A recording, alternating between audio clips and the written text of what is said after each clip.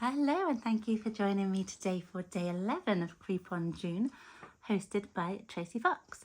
And it's another game day.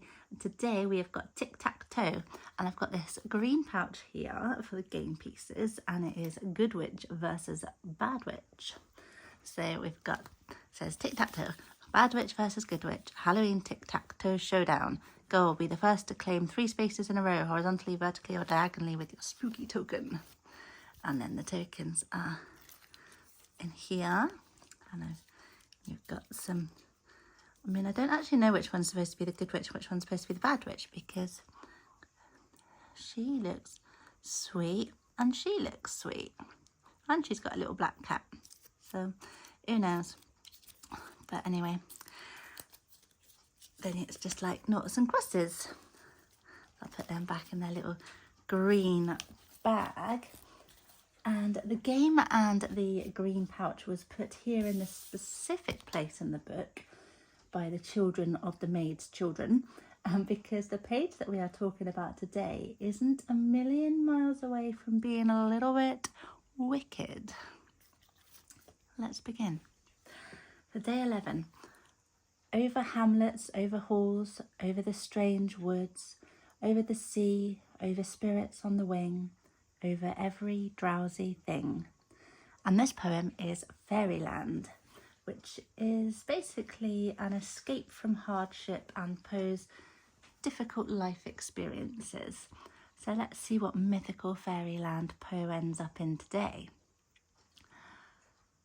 Edgar's had a couple of busy days and he's feeling a little bit wiped out. So he decides to stay in and read today. It's drizzling outside anyway. So he sits in his cosy armchair by the bookcase and selects a book from his stack that he brought with him. He selects a book called Ozma of Oz by L. Frank Baum. He enjoyed the darkness of the Wonderful Wizard of Oz and the Marvellous Land of Oz and is keen to get started on the 3rd book in the series. He so enjoys the strange and mystical land of Oz, like it's some kind of fairyland. And again, I know these were released way later than Poe was around. We're living in a parallel universe. And also, while I am sidebarring, I do own this book, but I've not read it. I've only seen the Return to Oz film that's based on this book. So for the sake of this, the book is the same as the film. Thanks, let's continue. So Edgar gets lost in the story, so wonderfully childlike but dark. The strange mechanical man called Tick-Tock, who helps Dorothy along her way. The hideous wheelers. You can imagine their rusting wheel hands and feet screeching and creaking as they chase Dorothy and Bellina the hen. No wicked witches this time, but some very evil women. And as they are then captured and locked up in the evil queen's tower, Dorothy befriends Jack the Pumpkinhead and they steal some powder of life from the multi-headed queen to make a flying sofa with a moose's head. Fly out the window just in the nick of time, flying all through the night over the strange woods, the sea, the deadly desert, over all the strange beings below. Dorothy watching in awe at all that's below her before she gets drowsy and drifts off into a deep sleep, woken with a start when they start to fall apart and land on the Gnome King's mountain, which then, as we know, ends in disastrous consequences. Wonderful, thinks Edgar. What a fantastic writer this Baum is, as he puts down the book. Visions of gnome kings and wheelers and pumpkin-headed people fluttering through his head. His eye is then distracted by the atlas he was looking at the other day. He decides to have another look at this country he's landed in and see what sort of places there are here. He sees a place called Scotland. It's up higher than he is and looks to be a whole different country to England. It looks filled with mountain ranges. He tries to imagine what it must be like up there, probably filled with little hamlets and quaint little villages, he wonders. Alice comes by with his supper and they have a little chat. Edgar tells her about the story he's read today and the ones that came before Ozma of Oz. Oh, which reminds him. He tells Alice to wait a second and he digs around in his books and hands Alice Count Dracula. He tells her to keep it in exchange for the wonderful jam she's given him. Alice's eyes light up and she's delighted. I just love to read, she says. I will treasure it. She leaves and Edgar has his supper. He sketches some ideas of Jack Pumpkinhead and writes about all the things the flying moose-head sofa was flying over throughout the night. He He chats to his crow, who he has now named Jupiter, to go with a black cat he once had called Pluto. Wonderful old Pluto, he reminisces. He had him since he was a kitten. He was a gift from his foster mother. Followed Edgar everywhere. Edgar cherished the cat so dearly and looked after him all his life. He lived to a grand old age of 18 years. He so dearly misses old Pluto, but Jupiter here helps to fill the animal void in his heart.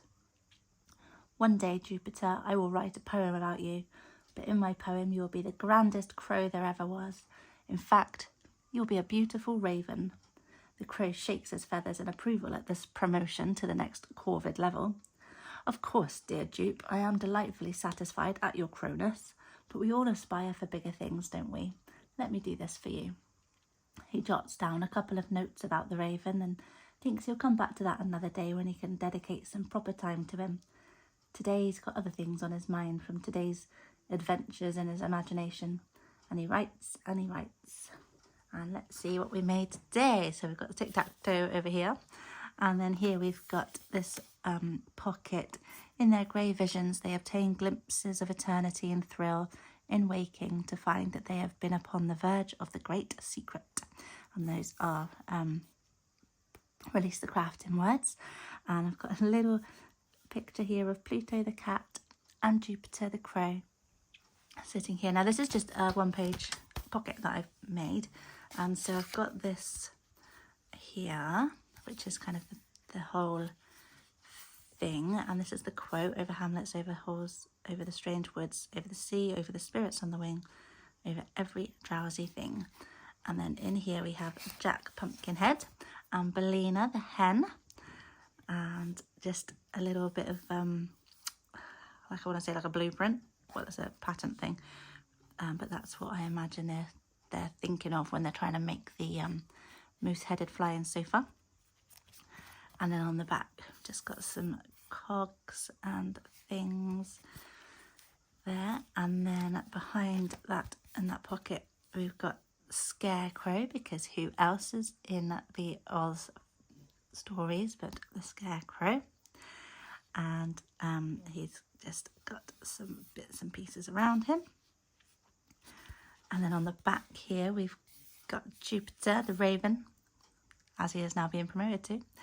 And the number 11 here, and then a big clock that says home sweet home, because where's Dorothy always trying to get to? There's no place like home. And then just another cog here, mechanical, for the TikTok. And then in here, I know there's no witches in Return to Oz or Ozma of Oz, but he had witches on his mind, so he popped her in there as well. And there's the little Oz sign. And some more mechanical stenciling, and that's it. So it's just a super little page today. I thought it would be fun just to kind of have this big thing made into like a big pocket with another little pocket on the front, whilst Edgar's having a little bit of a restful day today. So that is what I have made for day 11. If you are enjoying these videos, you may also enjoy Povember, which is a super fun November challenge hosted by Priscilla over at Release the Crafting. And my playlist to my videos from last Povember is in the description of this video. And in those videos, I also recite some of Poe's poems. And also link to Release the Crafting's channel as well.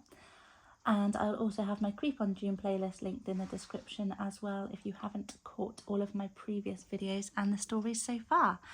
But thank you to all of my new subscribers that have come over, and to everybody that's coming back to watch my videos. I really, really appreciate all your wonderful comments. Everyone is being so kind. And what I remember, actually, somebody asked me if I would have the story available afterwards that I've written. I didn't think anyone would be interested in that, but I will. I said that I would pop it on my Ko-fi, however you say it, as like a freebie afterwards. So because I've got it all typed up anyway, I'll just chuck it into something a little bit prettier, and I'll do like a community post at the end when it's all done. Obviously I haven't written it all yet, so you never know, you might not be interested by the time it finishes. There's still quite a way to go. But yeah, if you want it, then I'll make that available for you to have to do whatever you want with. But I will be back again tomorrow with day 12, and in the meantime, have a wonderful rest of your day. Bye.